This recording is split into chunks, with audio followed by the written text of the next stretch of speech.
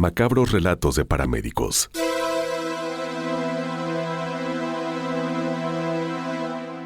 No le quiten la cruz. Mucho se habla de las historias controversiales que le suceden a los policías, detectives y hasta los traileros. Pero aquí les dejo un testimonio, como muestra de que los paramédicos también hemos pasado por cosas que a veces nos tenemos que callar por temor a lo que puedan pensar los demás. Es muy delicado trabajar en el área de salud y contar con anécdotas que te pueden hacer ver como un loco o paranoico.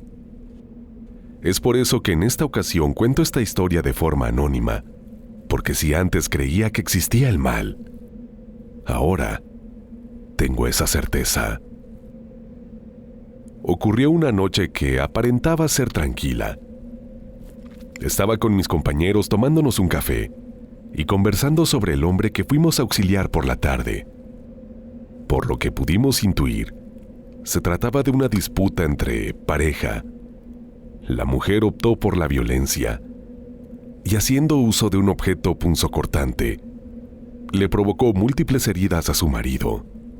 Fue una suerte que pudiéramos mantenerlo estable hasta llegar al hospital, donde duró horas en cirugía. Uno de mis compañeros no dejaba de decirnos que, por eso, él no se casaba ni se iba a vivir con las parejas que había tenido. Nadie podía culparlo.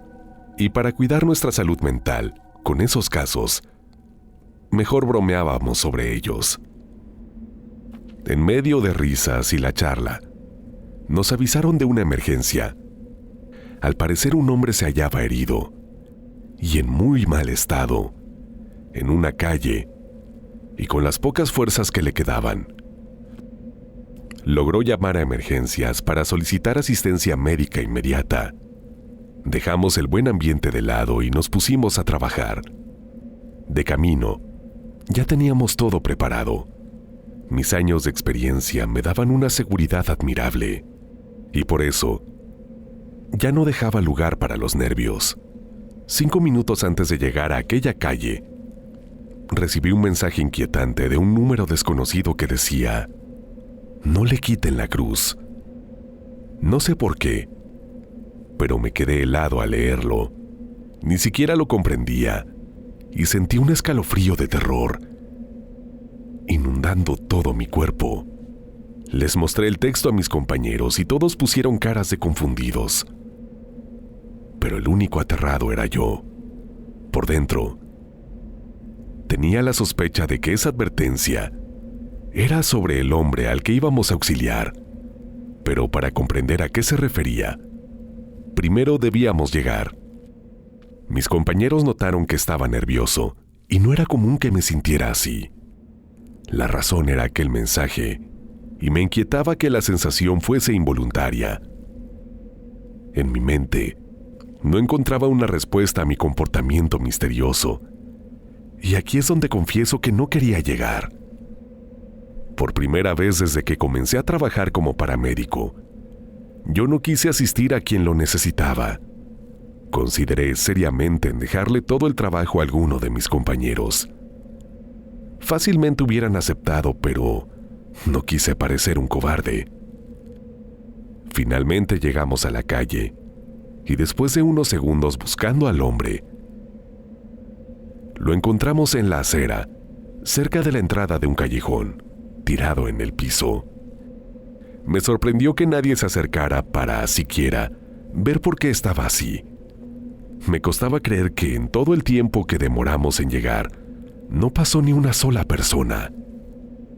Dejando eso de lado, llegamos y con solo verlo de cerca, pudimos comprender a qué se refería aquel mensaje que me llegó de manera anónima.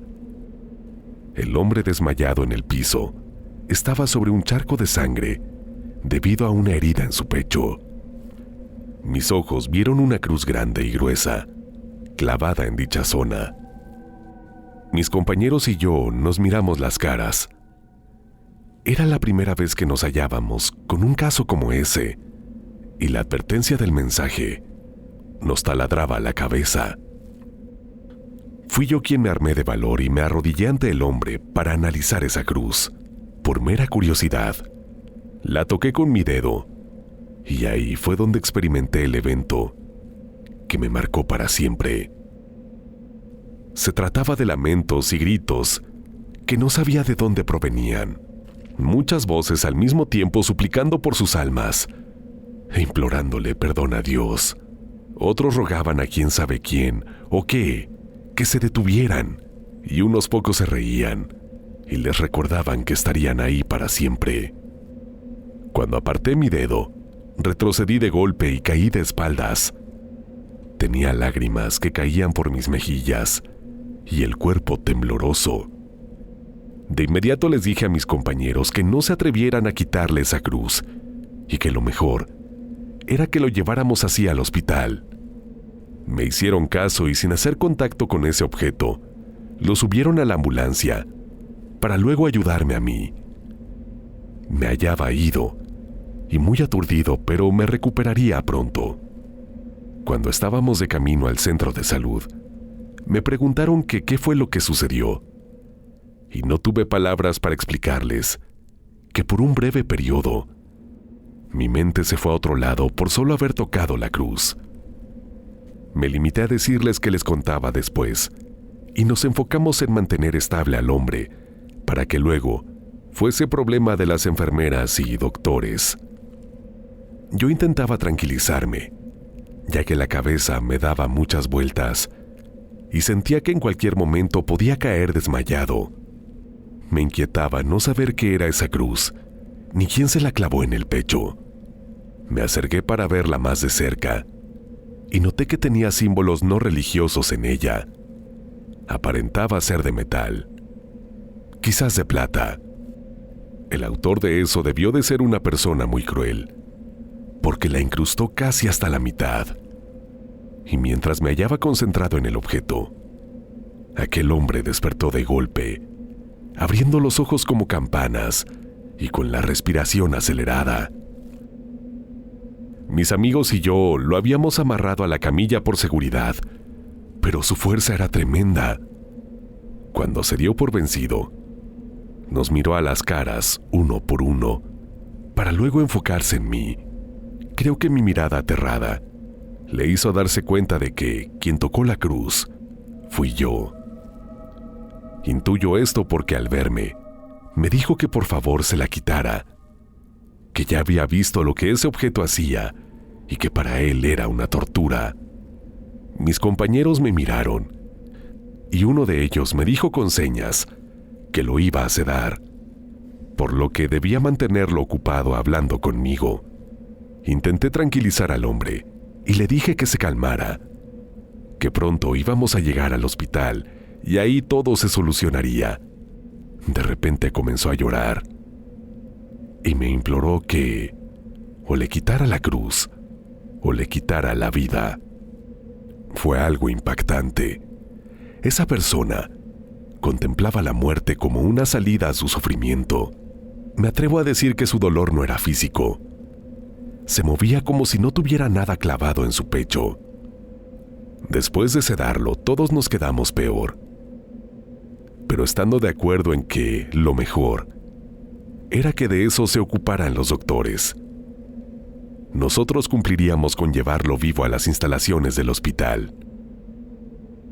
Finalmente así pasó, y dejamos a ese hombre en manos de las enfermeras, que se lo llevaron al área de urgencias.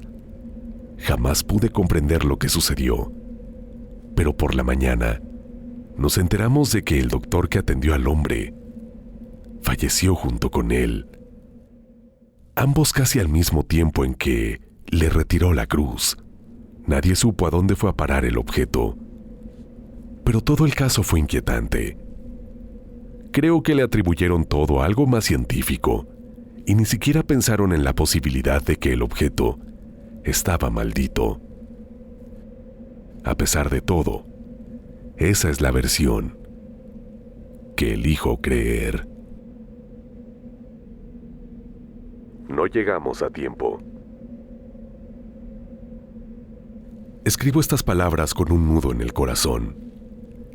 En verdad me duele lo que sucedió, y es muy difícil no poder contárselo al mundo por miedo a ser juzgado. Solo aquellos que presenciamos la verdad Cargamos con este peso, pero hoy he decidido romper con eso, por consideración a mi buen amigo. Por cuestiones personales, no revelaré mi identidad, aparte de que no lo considero necesario para el desarrollo de este relato. El día en que todo ocurrió, nadie se imaginaba con lo que nos encontraríamos. De hecho, no nos habían llamado para ninguna emergencia. Era una de esas jornadas donde no hacíamos casi nada, salvo unos cuantos transportes de pacientes y demás, pero nada fuera del otro mundo, ni que conllevara ningún estrés. De entre todos mis compañeros, había uno con el que terminé construyendo una amistad sólida y muy leal. Sin importar dónde nos reasignaran, siempre nos colocaban como compañeros. Así trabajábamos mejor, aunque no podían faltar las bromas sobre el tema por parte de los otros paramédicos. Cuando el sol se estaba ocultando para dar paso a la noche, me avisaron de una emergencia. Se trataba de una niña pequeña que de repente dejó de reaccionar y quien avisó fue su padre. Como era de costumbre, ya teníamos todo listo y solo tuvimos que subirnos a la ambulancia y partir de inmediato para llegar lo más pronto posible. Algo que pude notar fue que aquel amigo se veía sonriente.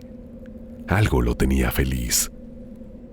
Cuando le pregunté por eso, me confesó por lo bajo que su esposa le acababa de dar la noticia de que sería padre por segunda vez. Estaba embarazada, a la espera de su segundo hijo. Confesó que todavía no quería compartir la noticia con el resto, pero que lo haría pronto. Aquella felicidad me inundó a mí también. Pero le dije que lo conversáramos después, porque en ese momento debíamos tener la mente enfocada en lo que estábamos a punto de hacer, que era auxiliar a la niña. Finalmente llegamos a la casa. Rápidamente noté que los vecinos nos miraban fijamente, como si estuviesen a la espera de que algo sucediera. No sospeché de nada. Solo pensé que si la niña necesitaba ayuda, y todos ellos demostraban saber cómo era posible que no se acercaran a auxiliar. Dejé eso de lado, al igual que mis compañeros, y entramos a la casa. Aprovechando que la puerta estaba abierta, tal vez la dejaron así para que pudiéramos entrar, sin ningún problema.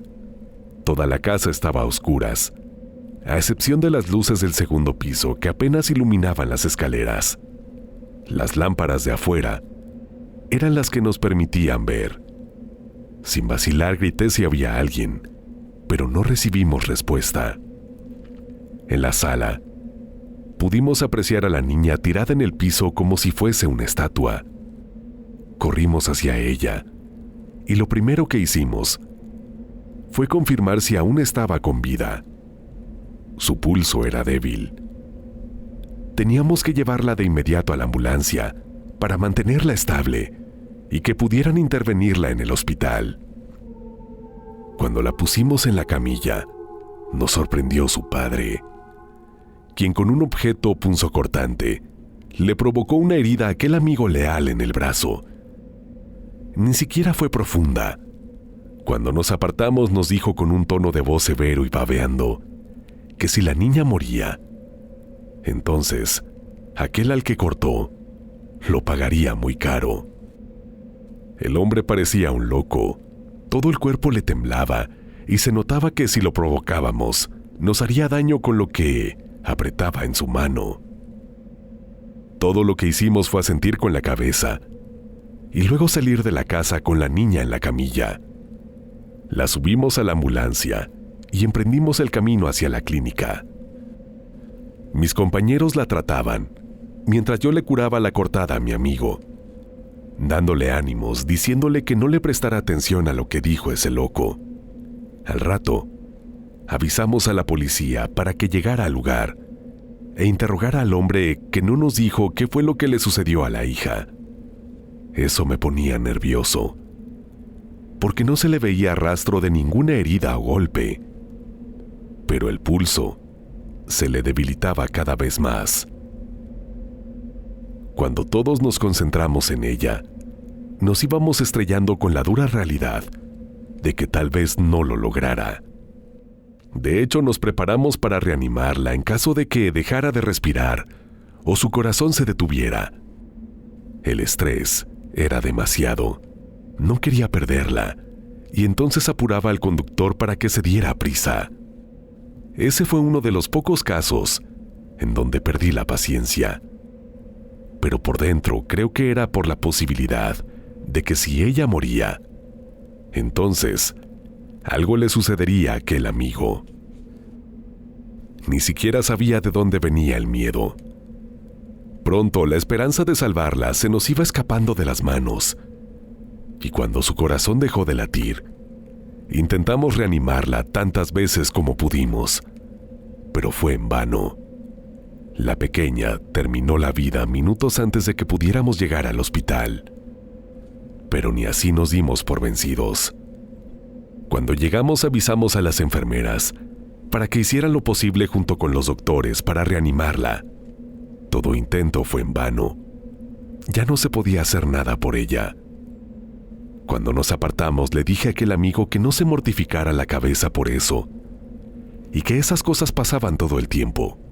Hicimos lo que pudimos, y debemos quedarnos con eso, aceptando que no en todas las situaciones iba a ser suficiente. Le contamos lo sucedido a nuestro superior, y le dio la noche libre a aquel amigo para que se relajara y despejara la mente. Sin embargo, no tenía idea de que lo que aquel hombre dijo en la casa se cumpliría. Al día siguiente, cuando nos reencontramos en la clínica, mi amigo me confesó que no pudo dormir nada, porque escuchaba voces que le reclamaban por haber dejado morir a la niña. Evidentemente no era culpa suya, pero aquella cortada en su brazo debía tener algo que ver, y lo confirmamos después, cuando nos informaron que el padre de la niña fue arrestado y se le descubrió un vínculo con una secta satánica. Todo apuntaba que experimentaba con la pequeña, y en un momento de desespero, llamó a emergencias cuando notó que no reaccionaba, pero no teníamos manera de descubrir qué tenía aquel cuchillo, ni por qué mi amigo experimentaba esos sucesos paranormales. Pronto todo eso terminó afectándolo en el trabajo. No se concentraba, y evidentemente sus errores nos costaban a los demás. En menos de un mes, fue despedido, pero yo no perdí contacto con él. Lo visitaba y lo ayudaba en lo que podía, mientras me contaba que ya no eran solo voces, sino que personas paseaban por la casa como si nada. Llantos de mujeres y amenazas de hombres muy contundentes. No eran más que espectros según él. Y sin importar la ayuda que buscó, no logró salir de ahí. Su familia terminó metiéndolo en una institución psiquiátrica, donde permanece hasta el sol de hoy. Ya no se permiten visitas porque está muy mal. Lo último que escuché de él fue que no dejaba que afirmar que su compañero de cuarto era el diablo, y que por eso pedía que lo cambiaran de lugar. Sin duda, algo inquietante que cuando me acuerdo me parte el alma, y a veces se me escapa una lágrima. Ojalá no nos hubieran enviado a esa casa. Todo salió mal. La niña no se salvó. Mi buen amigo quedó loco, y la sentencia que le dieron al padre de la pequeña fue muy menor ante la poca evidencia que se recaudó. Solo espero que tarde o temprano Dios ponga todo en su lugar.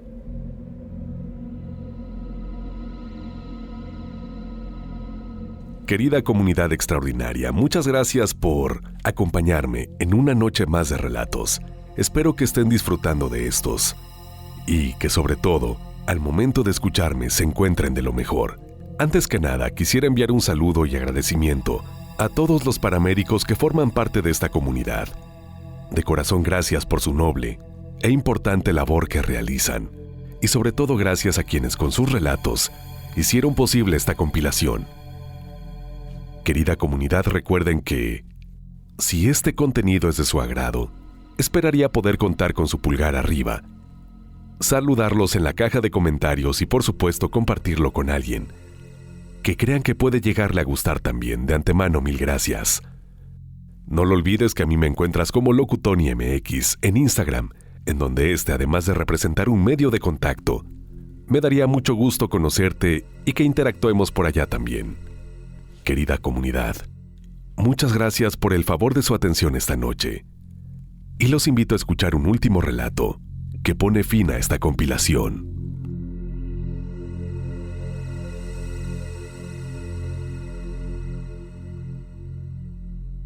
Atrapados en el juego. Esto que están a punto de escuchar es lo más angustiante y delicado que me haya podido pasar en mi vida, tanto que mis compañeros y yo tuvimos que alterar el testimonio para no ser considerados como locos y arriesgarnos a perder nuestro trabajo. No sé si eso estuvo bien o no, y el destino que recibieron ellos fue peor. Me encontraba con mis compañeros bebiendo algo en la cafetería. Desde que comenzó nuestro turno nos tocó pesado, con una gran cantidad de llamadas de emergencia. La clínica estaba a reventar de tantos pacientes, y hasta los que llegaban de urgencias les tocaba esperar un poco. Aún faltaba mucho para que me tocara regresar a mi casa para descansar, por lo que tomaba mucho café para mantenerme alerta. Fue entonces cuando nos avisaron de otra llamada de emergencia. Unos jóvenes reportaron que uno de sus amigos se hallaba en el piso convulsionando y no sabían qué hacer. Todos temían que perdiera la vida por eso. Nos pusimos en camino de inmediato, pero antes nos advirtieron que tuviéramos cuidado porque era muy común que a esa hora llamaran adolescentes en caso de embriaguez y quién sabe qué más. Nosotros nunca habíamos tenido problemas de ese tipo, pero no estaba de más mantenernos alerta. De todas las veces que fuimos debido a una emergencia, en esa se sentía algo diferente. No sé cómo explicarlo, pero era como una tensión en el ambiente. Podía notarlo también en las miradas de mis compañeros, pero ninguno decía nada. No teníamos manera de saber con lo que nos encontraríamos. Una vez que llegamos a la casa, tocamos la puerta. No parecía estar pasando nada. Ni siquiera se escuchaba ruido de angustia. Nos abrió una chica de unos 20 años, que nos preguntó qué hacíamos ahí. Nos confundimos de inmediato, y sin vacilar, le expliqué que habíamos recibido una llamada de emergencia, donde dijeron que un chico experimentó un ataque de convulsión severo y necesitaba asistencia médica urgente. En su mirada pude ver la confusión y el nerviosismo, pero no se atrevió a negar lo que le acababa de decir. Se apartó y nos indicó que fuéramos a la sala. Entramos rápidamente y nos encontramos de frente, no solo con el que íbamos a atender, sino también con otros en una mesa en donde reposaba un tablero que reconocimos de inmediato. Era la Ouija. Todos quedamos perplejos, y empeoró cuando notamos que el chico en el piso tenía los ojos abiertos, carentes de pupila. Lo primero que intuimos fue que la convulsión cesó, pero su estado inquietaba mucho. Íbamos a tratarlo ahí mismo hasta que una chica de la mesa confesó casi gritando que él estaba poseído. Esa palabra nos hizo retroceder a todos, y el tablero en la mesa me daba a entender que no nos estaba mintiendo. Ninguno quería quedarse ahí, así que pusimos al chico en la camilla y lo cargamos para llevarlo a la ambulancia. Antes de salir, la puerta se cerró de golpe, sin previo aviso y sin que nadie la tocara. Fue algo impactante, y lo peor era que no cedía por mucho que forcejeáramos. La situación aparentaba indicar que estábamos encerrados ahí, con esos adolescentes que jugaban el juego más diabólico y satánico conocido. Antes de que pudiéramos pensar en algo, se presentó otra situación. El chico en la camilla comenzó a tener un ataque epiléptico que no pudimos controlar. Perdió la vida, dándonos a entender que nuestros esfuerzos fueron en vano. De ese modo, el desespero se apoderó de nosotros, pero seguíamos sin poder abrir la puerta. Me atrevo a decir que esa reacción no era tanto por la muerte, sino porque nos sentíamos involucrados en algo realmente tenebroso. Uno de mis compañeros se arremetió contra los demás y les preguntó que quién había sido el que realizó la llamada. De nuevo habló la chica que nos abrió, confesando que nadie hizo semejante llamada y por eso se sorprendieron de nuestra presencia en la casa. Nada parecía tener sentido, y luego de un momento de silencio, se escucharon gritos provenientes del segundo piso, en dirección hacia las escaleras. El tablero en la mesa comenzó a estremecerse, y algunos de los chicos partieron en llanto. Otros se quedaron perplejos con los ojos fijos al frente, idos. Solo Dios sabía por lo que habían pasado antes de nuestra llegada. No teníamos opciones, y no miento al decir que parecía que estuviésemos en el infierno. Las luces se apagaban y se encendían solas. A veces aparecía una mujer de pie sobre la mesa, que desaparecía en cuanto la luz parpadeaba. Creí que esas cosas solo sucedían en las películas, pero mis ojos no mentían.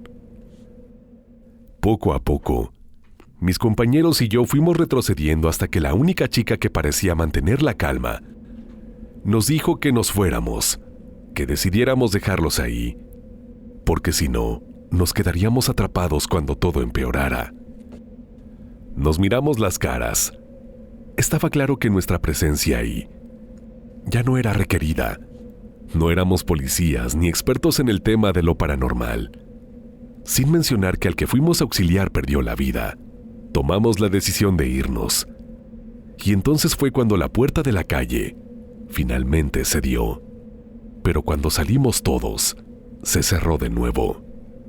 Los chicos se quedaron adentro. De inmediato llamamos a la policía y reportamos lo que estaba pasando. No pasó mucho tiempo cuando se hicieron presentes 2 patrullas y entraron a la fuerza. Dentro no encontraron un cadáver, sino 3. Los demás fueron arrestados y tomados como sospechosos de múltiples homicidios. Cuando la policía nos interrogó, tuvimos que mentir diciendo que fueron ellos los que nos encerraron y a la fuerza salimos de la casa.